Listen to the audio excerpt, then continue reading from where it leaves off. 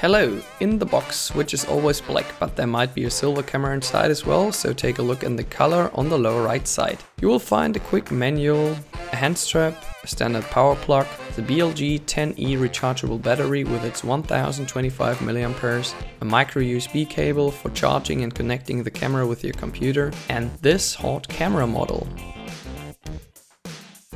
Folks, welcome to Frankfurt. Today I'm here with Alisa and Mr. Roberto from Rio de Janeiro.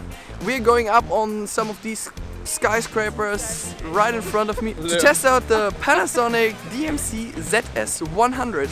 It's named differently here in Europe because it's called here TZ101. So, see how this camera performs in a bit.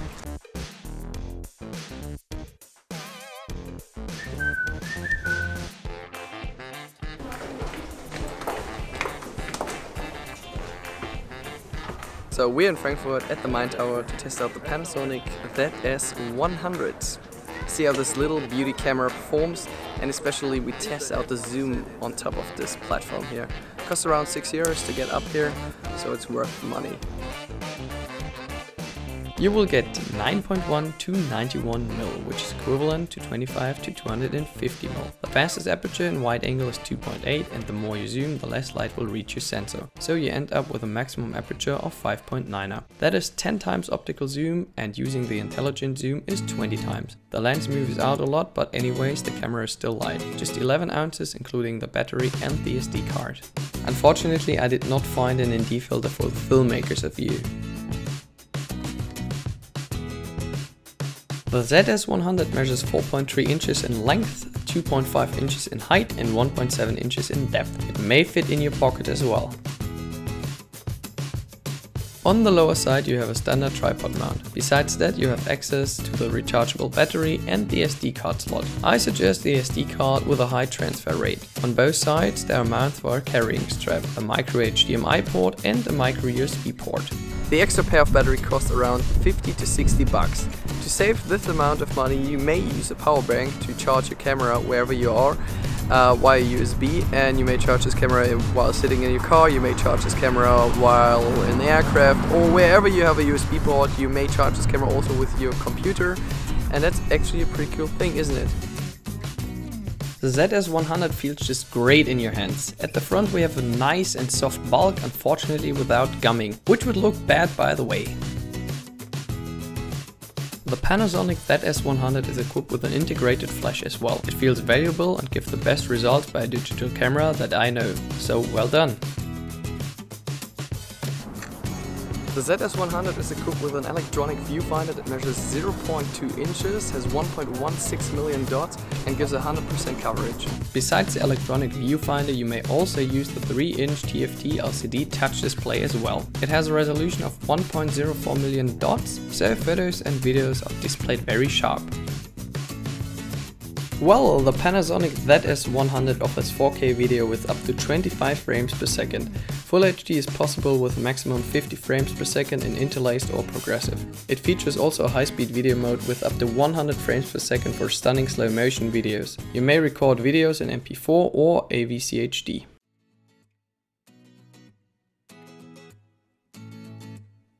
The ZS100 offers a great panorama mode as well. You access this mode via the upper mode dial. And now just follow the horizontal line on your display and you end up with a great panorama photo. There are also many different scene modes as well. You will find them on the upper mode dial. Many examples are shown on the display, for instance a night shot, bright daylight and so on. You may use a variety of creative filters as well, such as HDR, monochrome and many more. Switching between filters is easy, just turn the ring at the lens. It's a nice feature, so try it by yourself. The ZS100 has a 5-axis optical stabilizer which works pretty good during photo and video shots. Unfortunately, this feature does not work while filming in 4K or during high-speed videos. The ZS100 is of course equipped with Wi-Fi. That makes it easy to transfer photos direct from your camera to your smartphone without any additional network. Just download the free Panasonic image app. If you would like to see how you can connect your camera with your smartphone, click on the up-popping link. You may control your camera wireless through your smartphone as well. It's really easy with a Panasonic camera to shoot time-lapse videos as well. You can choose the number of photos, the interval, and you can select the start time for the time-lapse as well. I recommend to switch off the monitor to save some battery. I was really impressed that I shot almost 900 photos and 20 video clips in 4K that day without changing the battery. Make sure you deactivate the focus peaking in the submenu while shooting a time-lapse. Continuous shooting is possible with up to 50 frames at 20 megapixels. If you shoot in RAW, you may use a really fast SD card. In my test, the camera took around 10 photos, thereafter I had to wait 2 to 3 seconds for the next shots. You can shoot photos in 4K as well for 30 minutes at 30 frames per second. The closest focusing distance on the ZS100 is 1.901 inches. You may shoot some stunning macro shots. A new feature that Panasonic cameras offers is the post focus. Press the post focus button, which is usually set on the FN2 button as standard. The camera shoots now a 2-second video clip in 4K. Thereafter you may select the photo with a sharp fore or background. Save the photo in 4K resolution. Around the ZS100 you will find many function buttons. You're welcome to select a specific function for one of these buttons. Here's another cool feature that I found while I was reviewing my photos. If you zoom out 3 times, you will have all photos and videos assorted after their creation date. So let's move to the Festhalle Frankfurt. There's an Actual and Ingrosso concert tonight, and they will be testing the lowlight performance of the ZS100. Mwah!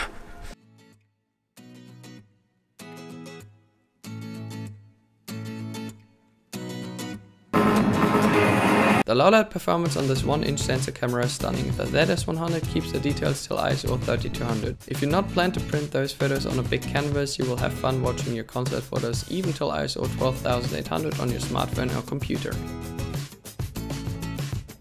I love the ZS100. The 1-inch sensor does a pretty good job in terms of low light performance and dynamic. By the way, if you shoot sports, the minimum shutter speed may be decreased to a 16,000th of a second. During that day we shot almost 1,000 photos using the monitor instead of the electronic viewfinder without charging the camera, so the performance is pretty stable. All photos are filled with details as well as the 4K video footage that we took today. I mean, the lens has not the fastest aperture, but the performance under low light conditions is stunning, so thank you very much Panasonic for that great camera. With all, the autofocus took under a half second to focus, and it did not matter if it was in bright daylight or during low light conditions.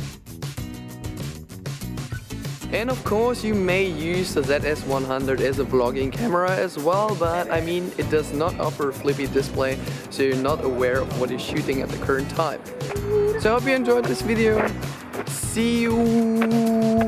Well, maybe we see each other in 1 week. Keep subscribing to my channel, thumbs up on all videos.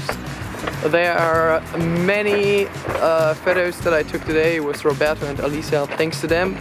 And take a look in the description below to download these files. Of course there's RAW files as well, but they're for private use only, so don't mess up with my files please. And see you next time, bye bye.